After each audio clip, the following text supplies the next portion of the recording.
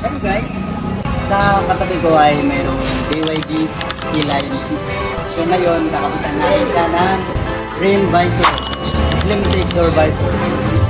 Yan siya guys, hindi mo update. Yan, apat.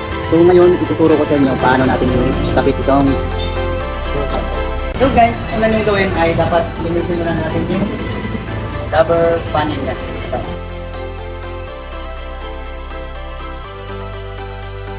Okay guys, malinis na. After that, ito na natin yung kabit yung visor. Okay guys, ito guys makikita nyo, meron na siyang sariling pandikit, yung adhesive. Ito po yung pandikit na. Kung ano yung gusto na natin sa, ano lang, yan.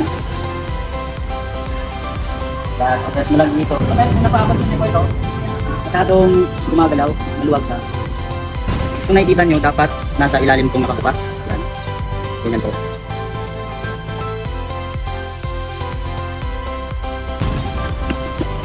Yan, hindi siya gumagalaw.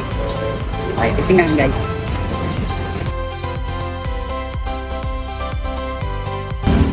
Diba guys, super smooth lang. Wow! Sa pangalawa guys, kakabit na natin. Yan. Ito guys, i-bend nyo lang kunti para lang po, para makapasok yung visor. Kapag kayong matakot, ganyan po talaga yan. I-bend nyo lang para makapasok. Napapansin nyo po ito, medyo pasok siya masyado. Saka gumagalaw. Yan, gumagalaw. So ngayon, lalagay natin yung clip. Ilalagay natin yung clip dito para hindi na siya mag-move. Ito yung clip natin guys. Yan. Ganyan guys ang forma. Dapat nakabuka yung ilalim guys. Ganyan.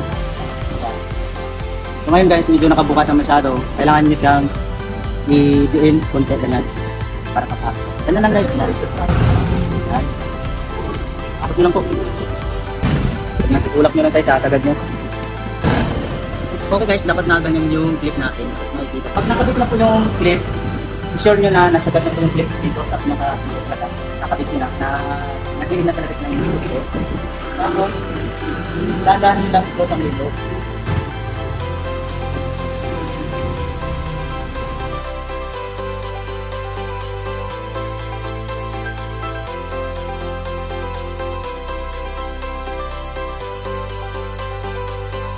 Itong clip na ito guys, itong clip na to ay na-adjust to, pwede nyo ipipihit ganyan.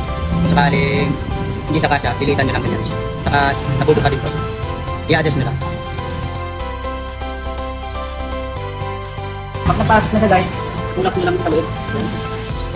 Sure nyo na nasagat na. Ganyan guys.